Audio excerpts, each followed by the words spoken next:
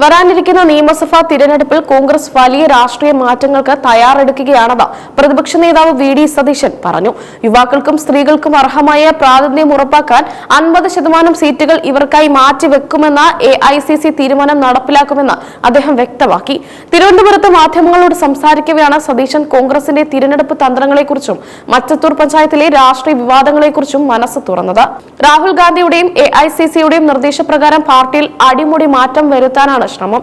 പഴയ തലമുറയെ മാറ്റി നിർത്തുക എന്നതല്ല ഇതിന്റെ അർത്ഥം, മറിച്ച് പുതിയ തലമുറയ്ക്ക് അവസരങ്ങൾ തുറന്നു നൽകുക എന്നതാണ് എന്ന് സതീശൻ പറഞ്ഞു. താങ്കളൊക്കെ ഉൾപ്പെടെയുള്ളവർ പുതുമുഖങ്ങളായി വന്നവരാണെന്നും തങ്ങൾക്ക് ശേഷം മറ്റാരും വരരുത് എന്ന് തീരുമാനിക്കാൻ ആർക്കും കഴിയില്ലെന്നും അദ്ദേഹം ഓർമ്മിപ്പിച്ചു.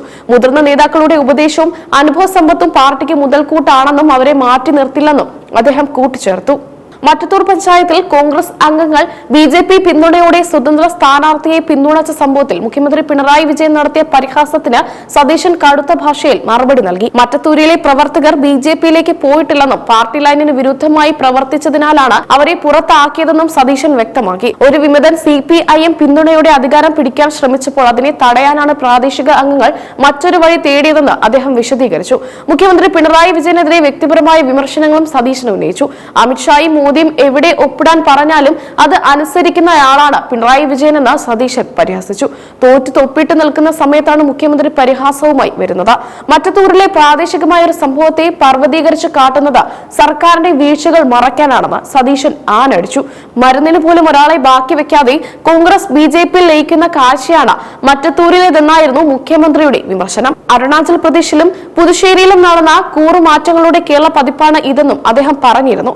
LDF ഭരണത്തിൽ വരുന്നത് തടയാൻ ഏത് ചെകുത്താനുമായും കോൺഗ്രസ് കൂട്ടുകൂടുമെന്ന് മറ്റത്തൂരിലൂടെ തെളിഞ്ഞുവെന്നും മുഖ്യമന്ത്രി ആരോപിച്ചിരുന്നു. മറ്റത്തൂരിലെ അട്ടിമറിക്ക് പിന്നാലെ പാർട്ടി വിരുദ്ധ പ്രവർത്തനം നടത്തിയ 10 പഞ്ചായത്ത് അംഗങ്ങളെ കോൺഗ്രസ് പുറത്താക്കി. സുമ മാനൂരാൻ, ടൈസി കല്ലറക്കൽ എന്നിവരടങ്ങും 8 വാർഡ് അംഗങ്ങളും 2 വിമതരുമാണ് പുറത്തായത്. പാർട്ടിയുടെ അന്തസ്സിന് കളങ്കമുണ്ടാക്കുന്ന ഒരു വിട്ടുവീഴ്ചയും ഉണ്ടാകില്ലെന്നും BJPയുമായുള്ള ഏതൊരു ധാരണയും കർശനമായി നേരിടുമെന്നും കോൺഗ്രസ് നേതൃത്വം വ്യക്തമാക്കി. നിയമസഭാ തിരഞ്ഞെടുപ്പിൽ പുതുമുഖങ്ങളെ അണിനിരത്തി അധികാരം പിടിക്കാനുള്ള ശ്രമത്തിലാണ് UDF. മറ്റത്തൂരിലെ സംഭവവികാസങ്ങൾ ഒരു ഒറ്റപ്പെട്ട പ്രാദേശിക വിഷയമാണെന്നും അത് പാർട്ടിയുടെ ദേശീയ നയത്തെ ബാധിക്കില്ലെന്നുമാണ് വി.ഡി. സതീശൻ നൽകുന്ന സൂചന.